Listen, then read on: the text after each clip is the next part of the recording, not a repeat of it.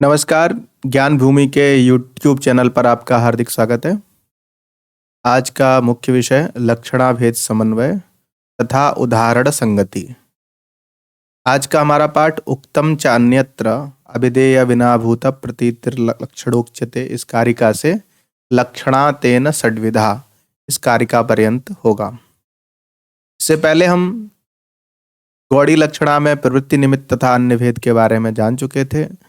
चाहे उपादान लक्षणा हो, लक्षण लक्षणा हो, शुद्धा गौड़ी हो, इसमें क्या अंतर होता है, उपादान लक्षणा लक्षण लक्षणा में क्या अंतर है तथा सारोपा और साध्यवसाना के लक्षणों में क्या अंतर है, किसके कौन से भेद होते हैं इत्यादि चीजों को हम सामान्य रूप से समझे थे। अभी तक जब बात आई थी कि गौ से किस प्रकार बाहिक का बोध होगा, अभिधा से होगा, गुणों के आधार पर होगा कि बाहिक का बोध नहीं होकर बाहिक के गुणों का बोध होगा, तो ये जो एक तरह से विवाद था, इस विवाद को समझने के लिए ही गौड़ी लक्षणा में प्रवृत्ति निमित्त के संदर्भ में हम बात किए थे, जिसमें 3 मत वहां प्रतिपादित किए गए थे, अपरे, अन्य और केचित। चलिए तो कल के विषय की थोड़ी सी चर्चा करते हुए जो कुछ छूट गया था उसको बताते हैं। और एक चीज आप लोग जान लीजिए इस प्रारंभ में ही, ये जो विषय हैं अत्यंत क्लिष्ट हैं और ये सामान्य रूप से परीक्षाओं में नहीं पूछे जाते हैं, लेकिन इनको छोड़कर परीक्षा के उपयोगी ही स्थलों को पढ़ाना भी उद्देश्य नहीं है हमारा। हमारा उद्देश्य है कि काव्य प्रकाश का समग्र अध्ययन हो जाए, जिसको जितना लगे उतना वो कलेक्ट कर ले।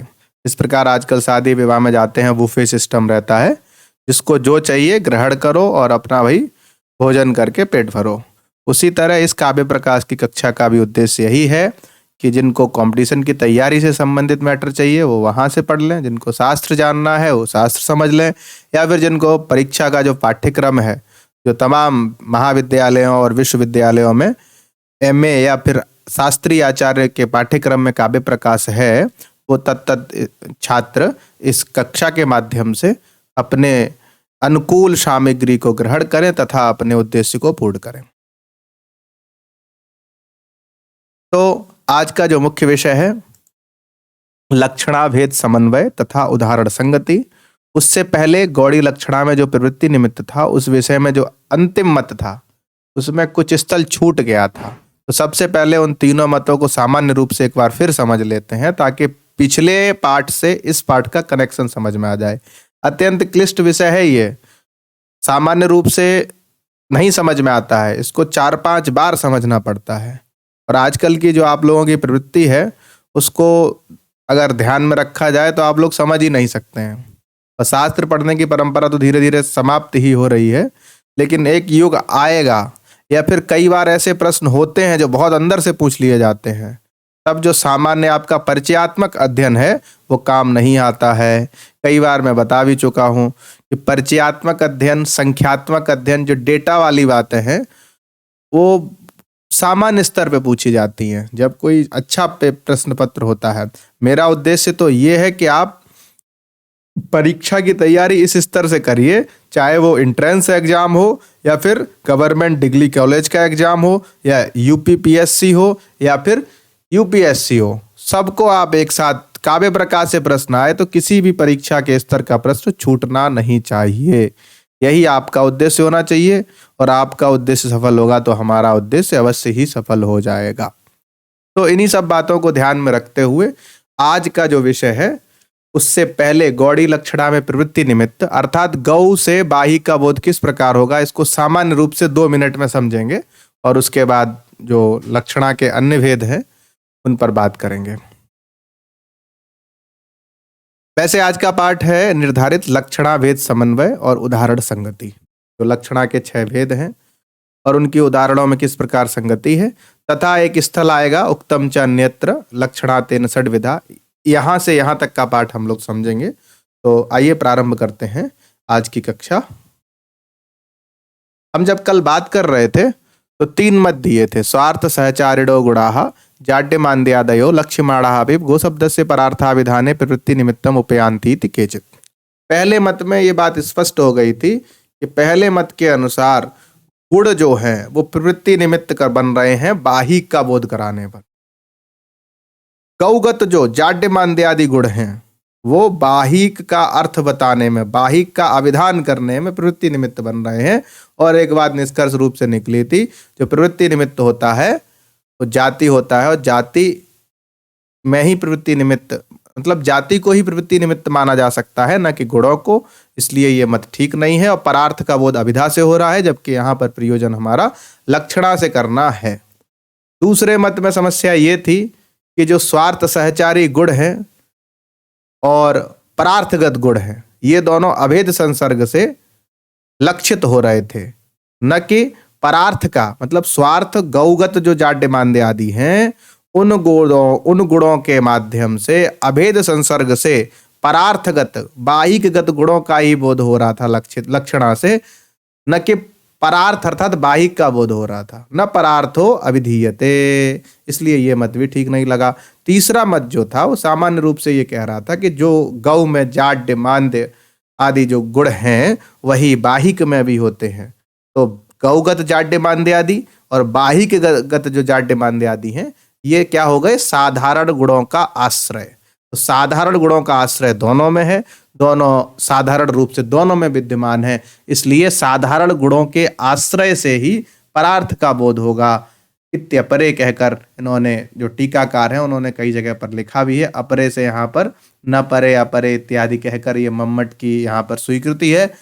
मैं कल विश्वेश्वरी टीका बहुत दिन बाद पढ़ा, तो मैंने उसमें देखा कि काव्य प्रकाश निर्दिष्ट जो आचार्य विश्वेश्वर हैं उनके अनुसार ये अपरे का मतलब मम्मट का मत नहीं है, ये मुकुल भट्ट का मत है। और मम्मट यहाँ पर मुकुल भट्ट प्रतिपादित लक्षणा विषयक विचार को अनुवादित कर रहे हैं, अनुदित किया है उन्होंने। तो सामान्य रूप से मम्मट जो है वो वैयाकरण के सिद्धांतों का अनुसरण करते हैं, इसलिए यहाँ पर मीमांसकों के सिद्धांतों का अनुसरण सर्वथा तर्क संगत नहीं है, ऐसा विश्वेश्वर आचार्य विश्वेश्वर की सम्मति है।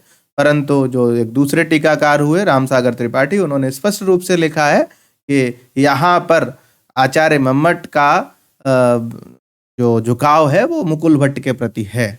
इसीलिए मम्मट को समन्वयवादी आचार्य कहा गया है। जहाँ जो जिसका मत ठीक लगा उसको वहां से ग्रहण कर लिया, जिसका मत गलत लगा वहां उसका खंडन किया। इसीलिए इनको बाग देवता अवतार की उपाधि भी प्राप्त हुई, क्योंकि एक अच्छा विवेचक वही होता है कि सबका सम्मान करे। केवल मीमांसा के सिद्धांत से विरोध करना है या फिर व्याकरण के सिद्धांत का अनुसरण करना है, केवल इतनी सी बात से अपने सिद्धांत का, अपने काव्य प्रकाश ग्रंथ का निर्माण करना आंख बंद करके, ये बिल्कुल ही तर्कसंगत नहीं है। हालांकि ऐसे लोगों को विरोध झेलना पड़ता है समाज में भी। अगर आप सही को सही कहेंगे तो आपको समस्या उत्पन्न होगी। आप वही बोलिए जो सामने वाले को अच्छा लग रहा है। ऐसा करेंगे तो आपका जीवन थोड़ा सरल रहेगा, लेकिन आपकी आत्मा संतुष्ट नहीं रहेगी। इसलिए समाज में भी वही बात कहिए जो सही है। क्योंकि हम जिस विश्वविद्यालय से पढ़े हैं उसमें एक जो कुल गीत गाया जाता है किसी कार्यक्रम से पहले, कि सत्य पहले फिर आत्मरक्षा। सत्य का हमेशा पालन करिए, आत्मरक्षा दूसरा क्या कहते हैं, सेकेंडरी है। पहले प्राइमरी क्या है? सत्य की रक्षा। तो ये सब बातें तो हैं ही। अब ये जो तीसरा मत था, साधारण गुणाश्रयत्वेन परार्थः एव लक्ष्यते इत्यपरे, यहाँ पर एक प्रमाण दे रहे हैं। उक्तंच अन्यत्र, श्लोक वार्तिक है कुमारिल भट्ट का। कई बार ये कारिका पूछ दी जाती है, अविदेया विना भूत प्रतीतिर लक्षणोच्यते, ये किस ग्रंथ की कारिका है? तो काव्य प्रकाश भी ऑप्शन में रहेगा, श्लोक वार्तिक भी रहेगा, या फिर मम्मट का भी नाम होगा और कुमारिल भट्ट का भी नाम होगा। तो यहाँ पर कंफ्यूज नहीं होना है। ये श्लोक वार्तिक की कारिका का यहाँ पर निर्देश किया गया है, क्योंकि अपरे वाले मत को पुष्ट करने के लिए। तो किस प्रकार पुष्ट कर रहे हैं? तो यहाँ पर निष्कर्ष ये निकला था कि परार्थ का बोध लक्षणा से होता है, साधारण गुण का आश्रय होने के कारण। तो परार्थ का बोध जब लक्षणा से हो रहा है तो ऐसी स्थिति में क्या होगा? एक प्रमाण देना पड़ेगा, क्योंकि प्रमेय सिद्धि ही प्रमाणाधि। प्रमेय की सिद्धि, जो बात ये कह रहे हैं वो प्रमाण से होती है। और इसीलिए उक्तम चान्यत्र कह के कह रहे हैं। उक्तम कहा है, अन्यत्र मतलब किसी अन्य ग्रंथ में, जिस ग्रंथ का नाम है श्लोक वार्तिक, जिसके लेखक है कुमारिल भट्ट।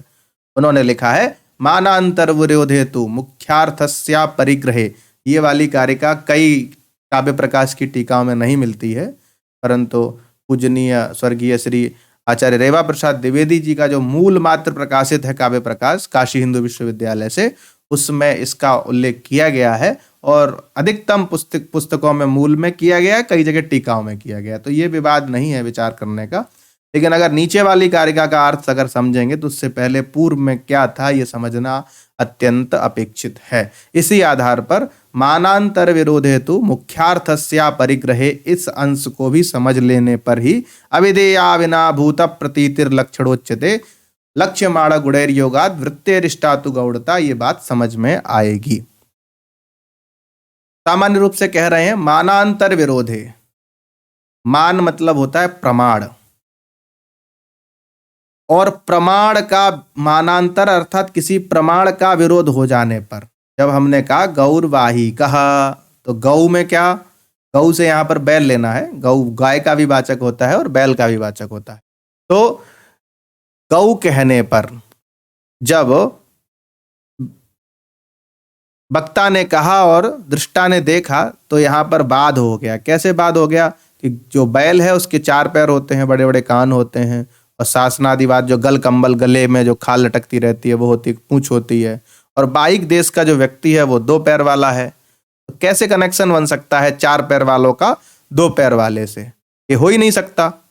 तो प्रत्यक्ष प्रमाण से ये बात खंडित हो गई। तो मानांतर विरोधे, प्रत्यक्षादि प्रमाण से विरोध होने पर मुख्यार्थस्य अपरिग्रहे, मुख्यार्थ का परिग्रह न होने पर, मुख्यार्थ न आने पर क्या होगा? तो अविधेया बिना भूत प्रतीतिर लक्षण युक्तते। अविधेय, अविधेय मतलब होता है वही अविधा शक्तिजन्य जो अर्थ होता है, उसको क्या कहते हैं? अविधेय। तो अविधेय बिना भूत, अविधेय से अविनाभूत प्रतीति क्या कही जाती है? लक्षणा। कब? जब मानांतर का विरोध हो जाने पर, मुख्यार्थस्य का, मुख्य अर्थ का परिग्रह न होने पर। जो बात हमें समझनी है वो जब नहीं समझ में आती है तो ऐसी परिस्थिति में मानांतर का विरोध भी हो जाता है और मुख्यार्थ का अपरिग्रह भी रहता है। ऐसी स्थिति में क्या करना है?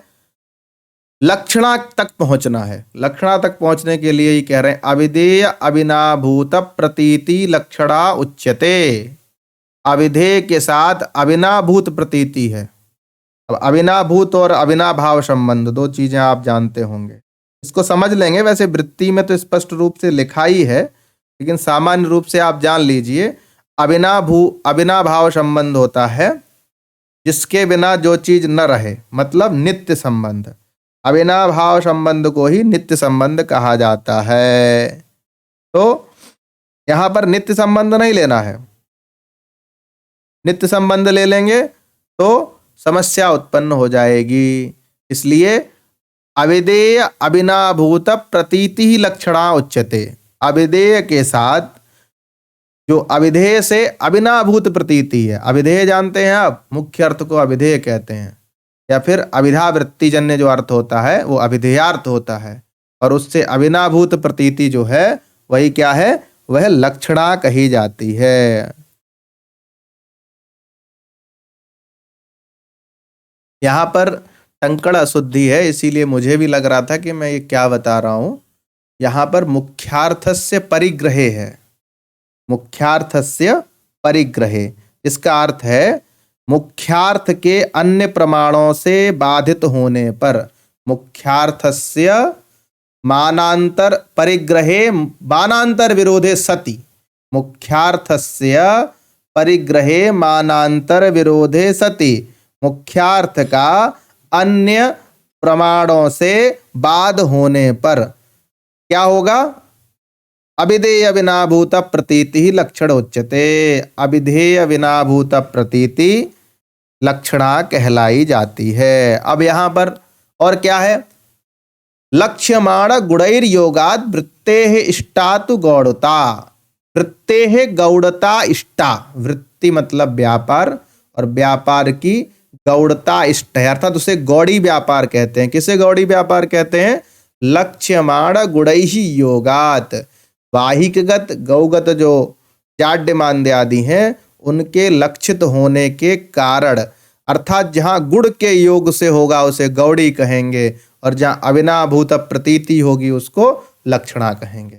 यहाँ पर एक विवाद है, प्रतीति तो ज्ञान होता है, प्रतीति मतलब प्रतिपत्ति, ज्ञान, और ज्ञान ही लक्षणा है, ऐसा कैसे हो सकता है? जबकि व्यापार से ज्ञान का बोध होता है ना, व्यापार साधन है, ज्ञान फल है, तो फल और व्यापार एक कैसे हो सकते हैं? तो इसका समाधान आगे दिया है, टीकाकारों ने भी दिया है, उसको बताएंगे।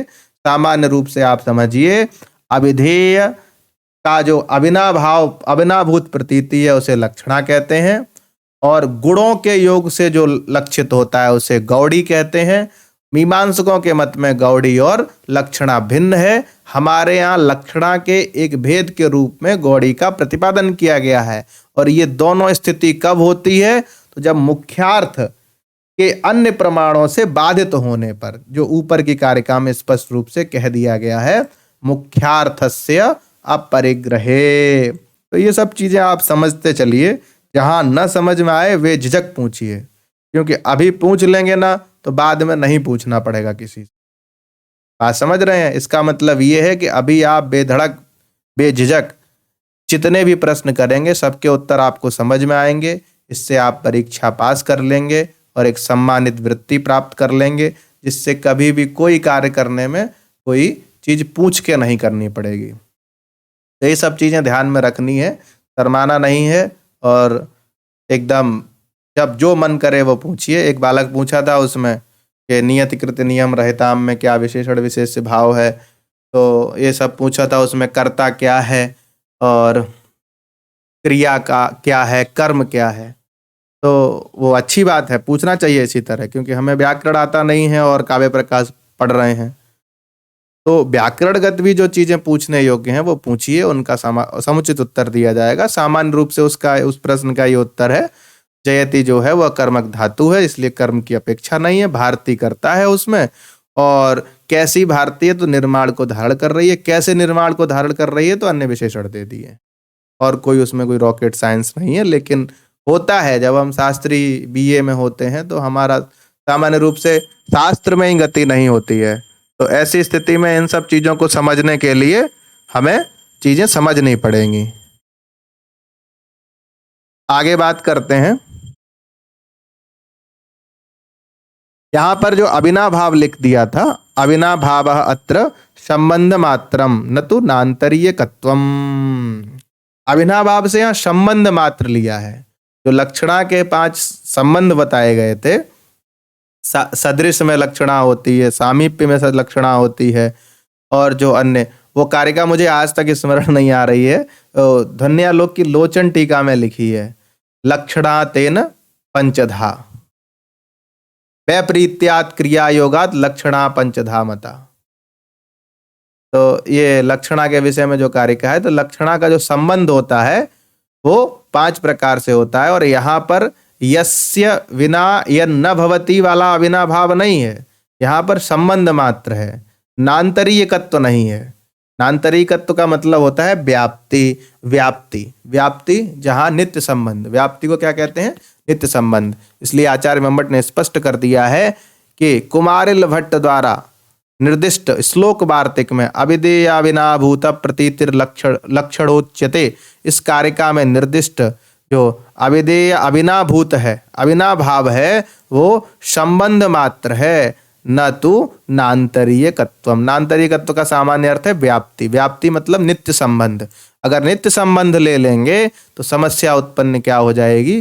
तत्वे ही मंचाक्रोशंति, तत्व अर्थात जो लक्षणा का विषय है, तत्व शब्द यहाँ पर क्या किसका वाचक है? तो लक्षणा का प्रतिपादक है। लक्षणा जो वृत्ति है, तत्वे मतलब प्रकृत स्थल में, मंचाहा क्रोशंती, कई बार हम प्रयोग कर देते हैं मंच पर बैठे हुए लोगों को देखकर कि मंच चिल्ला रहे हैं, मंच पर लोग बैठे हैं और उनसे आवाज आ रही है, और विभिन्न प्रकार का शास्त्रार्थ चल रहा है या फिर राजनीतिक बातें हो रही हैं, एक दूसरे की बातों का खंडन चल रहा है, तो लोग क्या कहते हैं? वहां तो मंच चिल्ला रहे थे।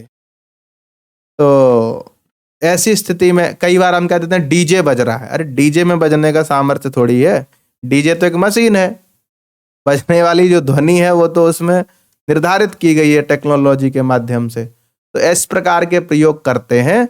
तो अगर हम यहाँ पर अविनाभाव से व्याप्ति मान लेंगे, नित्य संबंध मान लेंगे, यस्य विना यन्न भवति वाली स्थिति कर लेंगे, तो यहाँ पर तत्वे ही मंचा क्रोशंति, तत्व अर्थात लक्षणा के विषय में एक उदाहरण दिया गया है, मंचाहा क्रोशंति, मंच चिल्ला रहे हैं। इससे अर्थ होता है मंचस्थ लोग चिल्ला रहे हैं, मंच पर विद्यमान जो लोग हैं वो चिल्ला रहे हैं। तो यहाँ पर लक्षणा हो ही नहीं सकती, क्योंकि इस स्थल पर मंच का मंचस्थ लोगों के साथ नित्य संबंध नहीं है। अभी बैठे हैं, थोड़ी देर में हट जाएंगे वहां से, जब सभा समाप्त हो जाएगी तो मंच का त्याग कर देंगे और इधर उधर चले जाएंगे। और यहाँ पर यदि अविनाभाव से व्याप्ति ले लेंगे तो मंचाहा क्रोशंति में लक्षणा नहीं हो सकेगी। इसीलिए यहाँ पर कह दिया स्पष्ट रूप से, यहाँ पर अविनाभाव संबंध जो है वो संबंध मात्र है, नान्तरीयकत्व नहीं है। केवल इस स्थल पर अविनाभाव से व्याप्ति नहीं लेनी है, बाकी अन्यत्र न्याय में आप जाएंगे तो व्याप्ति को ही ग्रहण करना है। यदि व्याप्ति ले लेंगे तो मंचाहा क्रोशंति में लक्षणा नहीं होगी, क्योंकि मंचस्थ लोगों का मंच के साथ नित्य संबंध नहीं होता है। इसलिए अविनाभावे च आक्षेपेणैव सिद्धे लक्षणायाः नोपयोगः स्यात् इत्युक्तम्। अर्थात सामान्य रूप से जब हम उनका मुकुल भट्ट का मत पढ़ रहे थे तो उन्होंने एक उदाहरण दिया था गौरनुबंध्या। गौरनुबंध्या में आक्षेप से गौ जाति में जो हम लोगों ने वहां पर मीमांसकों के अनुसार जाति में संकेतक ग्रह समझा था, और गौरनुबंध्या से गोत्व का बोध होगा, गौ का बोध कैसे होगा ये विवाद था, और ये वाली उसी कक्षा में विस्तार से बताया गया था। तो वहां पर बताया था आक्षेप से काम चल जाएगा, और इस तरह के संबंध में आक्षेप से काम चला लिया जाता है। इसलिए यहाँ पर आचार्य मम्मट का अभिप्राय यही है कि अविनाभावे च आक्षेपेणैव सिद्धे, अविनाभाव से यदि व्याप्ति ले लेंगे तो आक्षेप से ही सिद्ध हो जाएगा। आक्षेप से सिद्धि हो देने के कारण लक्षणायाः न उपयोगः स्यात्, लक्षणा का उपयोग ही नहीं होगा, लक्षणा का स्थल ही विध्वस्त हो जाएगा। लक्षणा का स्थल विध्वस्त हो जाने के कारण ये सब अनुमान प्रमाण द्वारा गम्य होने लगेंगे, जबकि हम वृत्तियों की जो बात कर रहे हैं ये शब्द प्रमाण के अंतर्गत आती हैं, और वृत्तियों का भी उपयोग खत्म हो जाएगा। यहाँ तक कि व्यंजना व्यापार जो ध्वनिवादियों का प्रतिपाद्य है वह भी ध्वस्त हो जाएगा। तो ये सब चीजें समझते चलना है। अविनाभाव से यदि हम व्याप्ति लेंगे, व्याप्ति लेने से आक्षेप से ही सिद्धि हो जाएगी, मतलब जो चीज उसके साथ रह रही है उससे उस व्याप्ति से ही ग्रहण हो जाने के कारण लक्षणा की उपादेयता ध्वस्त हो जाएगी, और लक्षणा की उपादेयता ध्वस्त होने पर सारा ध्वनि सिद्धांत जिसकी पृष्ठभूमि आचार्य मम्मट निर्मित कर रहे हैं, आगे आगे चल के आप ध्वनि सिद्धांत को समझेंगे, जो इसीलिए ध्वनि सिद्धांत के पुनः स्थापक आचार्य मम्मट कहे जाते हैं। एक प्रश्न भी बनता है कि ध्वनि के स्थापक कौन है और फिर पुनः स्थापक या प्रस्थापक आचार्य कौन है। इस तरह का एक प्रश्न बनता है, कई बार भ्रमित भी करता है। ध्वनि की स्थापना तो आचार्य मम्मट आनंदवर्धनाचार्य ने कर दी थी, लेकिन आचार्य मम्मट ने स्थूणाभिखनन न्यायेन, स्थूणाभिखनन जानते हैं, खूंटे को गाड़ना। जैसे खूंटे को जब गाड़ते हैं तो क्या करते हैं, पहले गड्ढा करते हैं, फिर उसमें खूंटा लगाते हैं, और फिर उसमें मिट्टी भरते हैं, फिर उसको कूचते हैं ताकि खूंटा उखड़ ही न सके। तो इसी प्रकार ध्वनि सिद्धांत का प्रस्थापक आचार्य जो हैं, प्रकृष्टेन स्थापना कृता ये न, वो इस तरह की भावना से ओतप्रोत जो हैं वो आचार्य मम्मट हैं।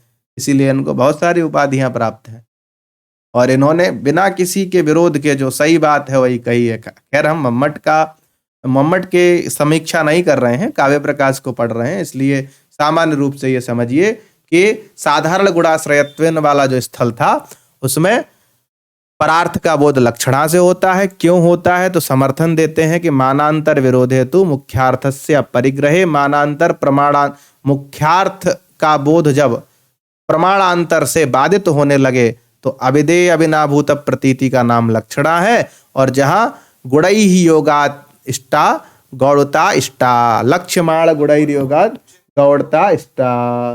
तो ये सब बातें यहाँ पर आप समझे रहे हैं। तो इसके बाद का जो स्थल है उसको भी समझ लेते हैं ताकि, तो यहाँ पर आप लोग समझ गए। यदि यहाँ पर अविनाभाव से व्याप्ति मान लेंगे तो मनचाहा क्रोशंति में लक्षणा नहीं होगी, और अविनाभाव से व्याप्ति मानने पर दूसरी समस्या ये भी हो जाएगी कि आक्षेप से ही बात हो जाएगी और लक्षणा की उपादेयता नष्ट हो जाएगी। अब हम बात कर लेते हैं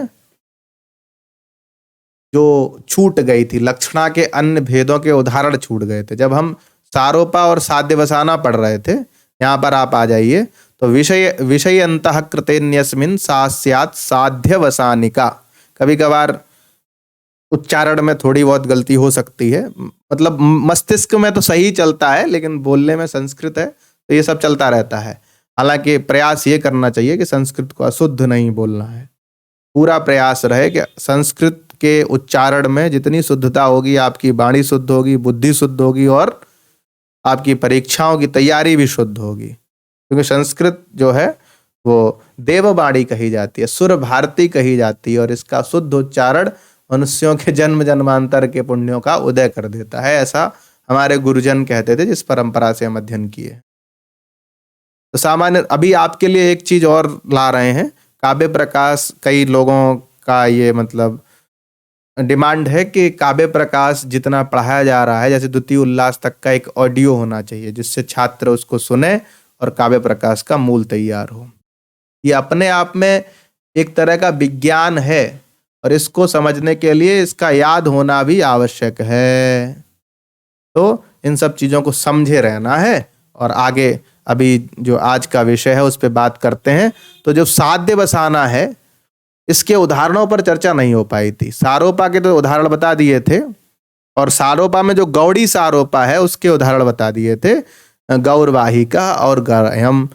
अब साध्य वसाना जो है, और उसमें भी साध्य वसाना में यहाँ पर सारोपा और साध्य वसाना के गौड़ी के भेद बता दिए गए थे, शुद्धा के भेद रह गए थे। शुद्धा लक्षणा, शुद्धा लक्षणा कहाँ होती है? जहाँ सादृश्येतर संबंध होता है, सादृश्य से इतर संबंध होता है, वहां पर शुद्धा लक्षणा होती है। तो अब हम बात करते हैं शुद्धा लक्षणा के उदाहरणों पर। किसके शुद्धा?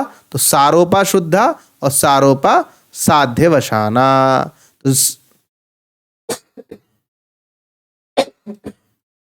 तो सारोपा शुद्धा का उदाहरण है आयु घृतम। किसी व्यक्ति ने कहा ये क्या है? तो बोला ये आयु है, घी ही आयु है। घृत को कहते हैं ना, 100 साल रखा हुआ जो घी होता है वो अमृत बन जाता है, ऐसी हमारी मान्यता है। 100 साल पुराना घी जो होता है वो आयु मतलब किसी को अमर करने में समर्थ होता है। घी खाने से आयु की रक्षा होती है या फिर आयु बढ़ती है, ऐसी मान्यता है। उसी आधार पर किसी वक्ता ने कह दिया घृतम आयु, घी क्या है? आयु है। तो यहाँ पर फिर से भैया बात हो गया, घी कैसे आयु हो सकता है? जो घी है वो पदार्थ है, घृत है पदार्थ है, आयु एक अवस्था है। दोनों का कैसे संबंध बन सकता है? दोनों में समानाधिकरण किस तरह से कर दिया आचार्य ने? तो बताया कि ये मुख्यार्थवाद है, और मुख्यार्थ के बाद होने पर लक्षणा की प्रवृत्ति होती है। और उसमें लक्षणा का जो भेद है कौन सा? सारोपा। सारोपान्यातु यत्रोक्तौ विषयी विषयस्तथा, विषयी और विषय का पृथकतया निर्देश कर दिया जाए और समानाधिकरण में जिसका बोध कराया जाए उसको कहते हैं सारोपा।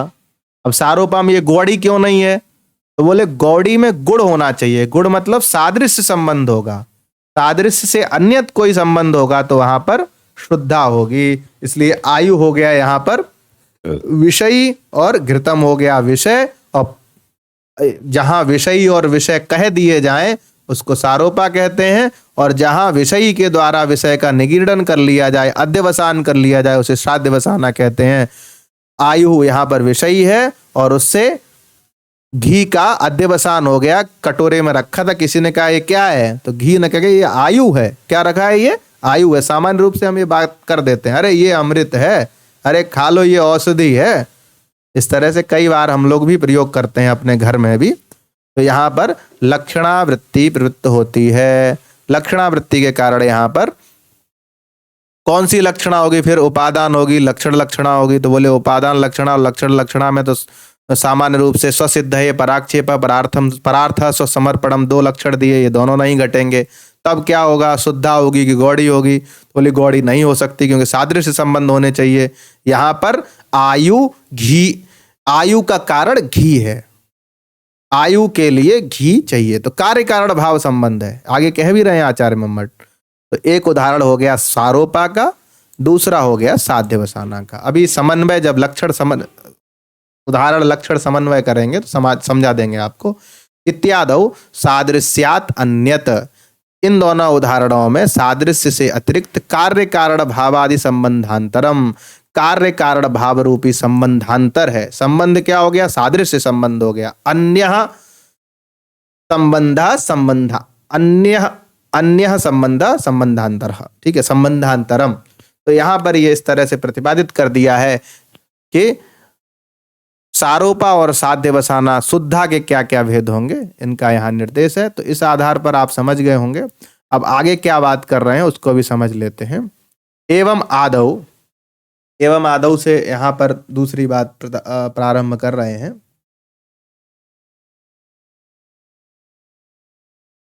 आदौ च कार्य कारण भावादि लक्षण पूर्वे आरोप आद्यवसाने।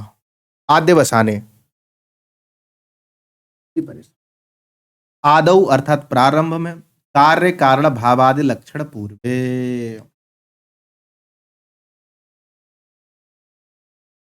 इन सब उदाहरणों में कार्य कारण भाव इत्यादि रूप हेतुओं से आरोप और आरोप्यमाण होते हैं। ये बात अनुरूप से आप समझ ही लेंगे। कार्य कारण भाव लक्षण आरोप और अध्यवसान के रूप में। लक्षण पूर्वे द्विवचन का प्रयोग किया है। कार्य कारण भावादि लक्षण पूर्वे, कार्य कारण भाव लक्षण से निर्दिष्ट ये कौन, आयुर्घृतम और आयुर्वेदम। एक में आरोप है, दूसरे में अध्यवसान है। द्विवचन का प्रयोग किया गया है। तो यहाँ पर ये आप बात समझ गए होंगे। इसके बाद आचार्य मम्मट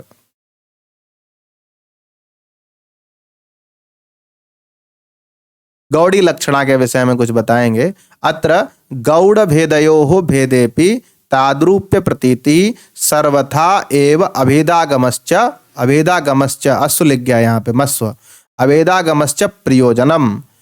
अत्र गौड़ भेदयोः, गौड़ी लक्षणा के जो दो भेद हैं, गौड़ी के कौन से, सारोपा और साध्यवसाना, गौरवाहिकः और गौरयम, ये जो दो उदाहरण हैं, इन दोनों उदाहरणों में प्रयोजन क्या है। लक्षणा तो हो गई थी, क्योंकि जब हम लक्षणा का लक्षण पढ़े थे तो मुख्यार्थवादे तद्योगे रूढ़तो अतः प्रयोजनात्। तो प्रयोजन क्या होगा, प्रयोजन के विषय में कह रहे हैं कि गौड़ी के जो दो भेद हैं, गौरवाहिका गौरवह्यम, इन दोनों में ताद्रूप्य की प्रतीति, तस्य रूपः तद्रूपः, तद्रूपस्य भावः ताद्रूप्यम, तस्य रूपम तद्रूपम और तद्रूपस्य भावः ताद्रूप्यम, ऐसे कर लेंगे। और ताद्रूप्यस्य प्रतीति ताद्रूप्य प्रतीति, और सर्वथा एव अभेदागमश्च प्रयोजनम। ताद्रूप्य प्रतीति और बाहिक और गौ में अभेद का ज्ञान ही प्रयोजन है। शुद्ध भेदयो हो, अर्थात शुद्धा लक्षणा के जो दो भेद हैं उनमें क्या है प्रयोजन, तो बता रहे हैं अन्य वैलक्षण्येन अव्यभिचारित्वम। अन्य वैलक्षण्य मतलब अन्य पदार्थों की अपेक्षा, आप पिज्जा खा लीजिए, डोसा खा लीजिए, चाहे कुछ भी खा लीजिए, पेप्सी पी लीजिए, कोल्ड ड्रिंक क्या क्या आता है, कोका कोला पी लीजिए, है ना, कोका कोला गाना भी चला है, तो वो सब चीज़ें तो अलग हैं। लेकिन सामान्य रूप से यही समझिए कि ये सब चीज़ें कर लेने के बाद भी आपको ये सब ज्ञान नहीं हो सकता। इसलिए क्या करना है, शुद्धा और गौड़ी के भेदों में, गौड़ी में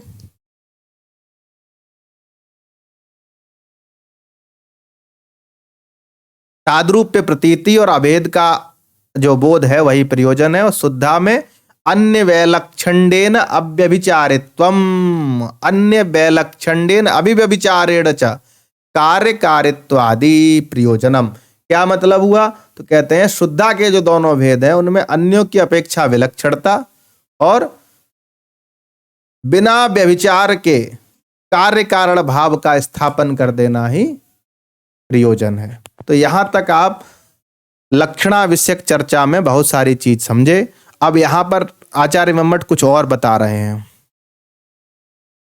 आचार्य मम्मट कह रहे हैं क्वचित तादर्थ्यात उपचार यथा इंद्रार्था स्थूड़ा इंद्रा क्वचित स्वस्वामी भावात यथा राजकीय पुरुषो राजा क्वचित अवयव अवयवी भावात यथा अग्रहस्तः इत्यत्र अग्रमात्रे अवयवे हस्तः क्वचित तात्कर्म्यात् यथा अतक्षा तक्षा। ये 4-5 उदाहरण इन्होंने दिए जिनके माध्यम से आचार्य मम्मट बताना चाह रहे हैं कि सादृश्यतर संबंध से भी लक्षणा होती है। सादृश्यतर संबंध वाले लक्षणा को शुद्धा लक्षणा के अंतर्गत रखा गया, जिसमें 2 भेद उधर भी होते हैं, एक सारोपा और साध्यवसाना। सारोपा वहां होगी जहां विषयी और विषय का पृथकतया निर्देश किया जाएगा, जहां विषयी के द्वारा विषय का निगीड़न कर लिया जाएगा वहां साध्यवसाना होगी। लक्षण भी हम लोग समझ लिए थे, सारोपान्यातु यत्रोक्तौ विषयी विषयस्तथा विषयन्तः कृतेन्यस्मिन् सा स्यात् साध्यवसानिका। इस प्रकार से हम साध्यवसाना और सारोपा समझ गए थे, परंतु आचार्य मम्मट सादृश्यतर संबंध का एक प्रधान उदाहरण देते हैं आयुर्घृतम और आयुरे वेदम। तो इसके आगे भी कुछ उदाहरण बन सकते हैं। इसी तरफ निर्देश करते हुए मम्मट कहते हैं क्वचित कहीं पर तादर्थ्यात उपचारः, तादर्थ्य संबंध होने से उपचार अर्थात लक्षणा होती है। कैसे? तादर्थ्य क्या होता है? तो बोला तस्मै अर्था तदर्था तदर्थस्य भावः तादर्थ्यम तस्मात् तादर्थ्यात्। कोई वस्तु है किसी व्यक्ति के लिए रख दी गई तो वो तादर्थ्य हो गया, तदर्थ हो गया। किसी चीज के निमित्त कोई वस्तु रख दी गई, किसी व्यक्ति के निमित्त कोई, जैसे कई बार होता है यदि पूजन कराते समय कोई सामग्री नहीं है तो अक्षत छुड़वा दिए जाते हैं। इसी प्रकार यज्ञ होते हैं, तो यज्ञ में स्तंभ, जो लोग यज्ञ कराए हैं या करे हैं या देखे हैं उनको पता होगा, यज्ञ मंडप में कई स्तंभ होते हैं, उन स्तंभों पर लिख दिया जाता है ब्रह्मा विष्णु महेश रुद्र आदित्य इंद्र इत्यादि जितने भी देवता हैं उन देवताओं का आवाहन किया जाता है, उसके माध्यम से यज्ञ संपन्न होता है। तो ये सामान्य रूप से किसी देवता के निमित्त स्तंभ रखे जाते हैं, बांस के लगाए जाते हैं तो स्तंभ, और उन स्तंभों को उस देवता का प्रतीक मानकर उनकी पूजा की जाती है। उसके बाद यज्ञ प्रारंभ होता है, ये प्रक्रिया चलती है। तो इंद्र के निमित्त कोई लकड़ी गाड़ दी गई या फिर स्तंभ लगा दिया गया, तो इंद्र के निमित्त लगाई गई लकड़ी को, स्तंभ को इंद्र ही कह दिया जाता है। उसी बात को स्पष्ट करते हुए आचार्य मम्मट कहते हैं क्वचित तादर्थ्यात उपचारः, कहीं कहीं तादर्थ्य होने से भी लक्षणा होती है। यथा इंद्रार्था स्थूड़ा इंद्रः, इंद्र के लिए स्थापित किया गया स्थूड़ स्तंभ इंद्र ही कहलाया जाता है, वो इंद्र होता नहीं है। दूसरा उदाहरण दे रहे हैं क्वचित स्वस्वामी भावात यथा राजकीय पुरुषः राजा। कभी कभी स्वस्वामी भाव संबंध से, मतलब सादृश्यतर संबंध है, कार्य कारण भाव संबंध से आयुर्घृतम बता ही दिया, तादर्थ से बता दिया इंद्रार्था स्थूड़ा इंद्रा।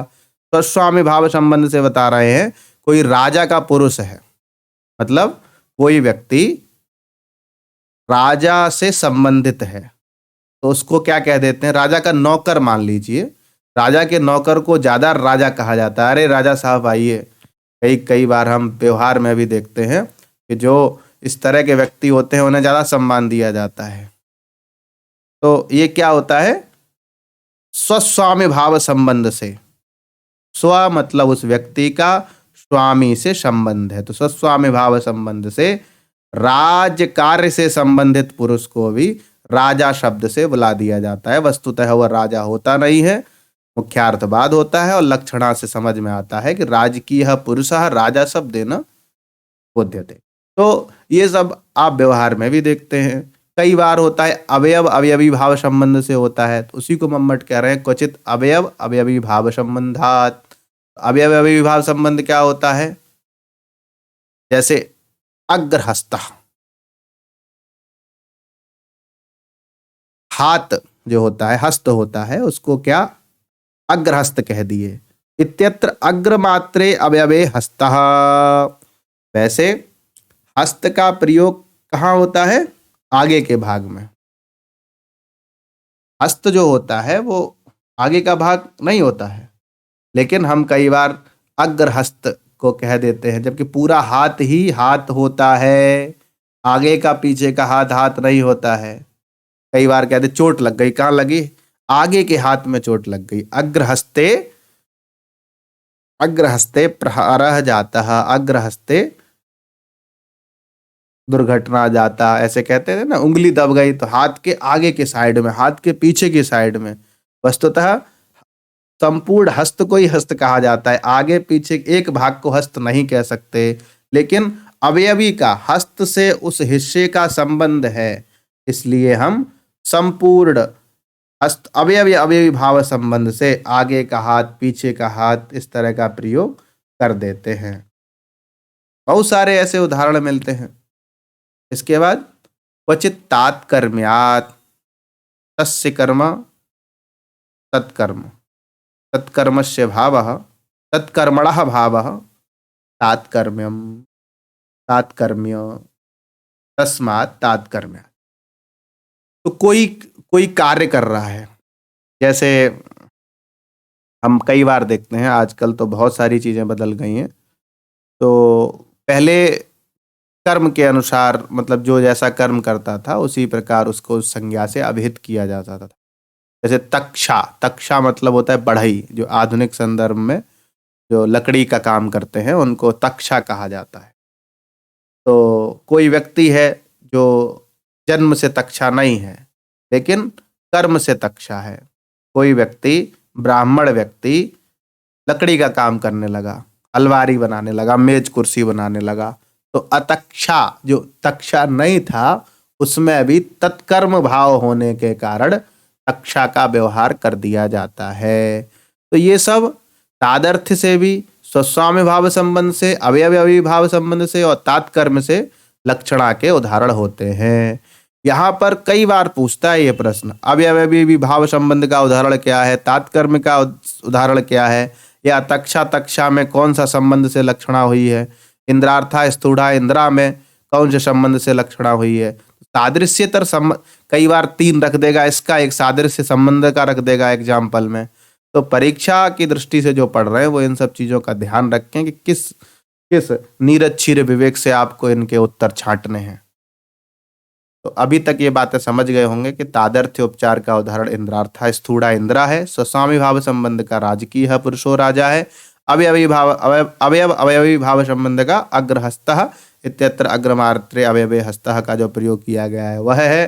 तात्कर्म्यात् से अतक्षा तक्षा वाला ले लेंगे, और कार्य कारण भाव संबंध से आयोघृतम, सादृश्य संबंध से गौरवाही का।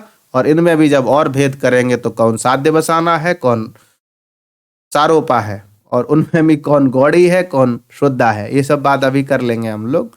इस आधार पर मम्मट कहते हैं सूत्र संख्या 17 में लक्षणा तेन षड्विधा, लक्षणा 6 प्रकार की होती है। आद्य भेदाभ्याम सह, आद्य भेद कौन से थे? जो सबसे पहले प्रतिपादित किए गए थे, उपादान लक्षणा और लक्षण लक्षण।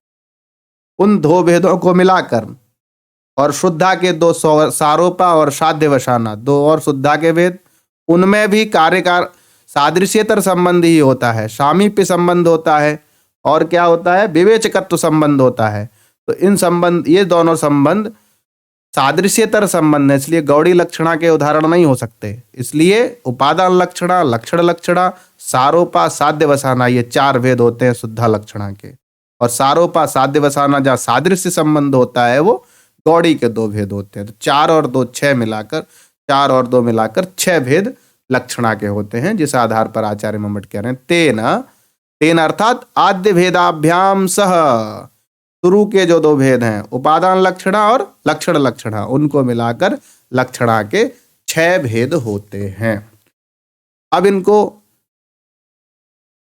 एक साथ समझ लेते हैं, इनके उदाहरणों को दिया गया है उन्हीं को समझ लेते हैं, ज़्यादा सही रहेगा। इसको इस प्रकार हमने बना दिया लक्षणातेन षड्विधा में जो 6 भेद हैं, ताकि आप लोग आराम से कर पाएं और किसी प्रकार का कोई कन्फ्यूजन ना हो भविष्य में, और परीक्षा आराम से संपन्न हो पाए और ये छांट पाएं आप। सबसे पहले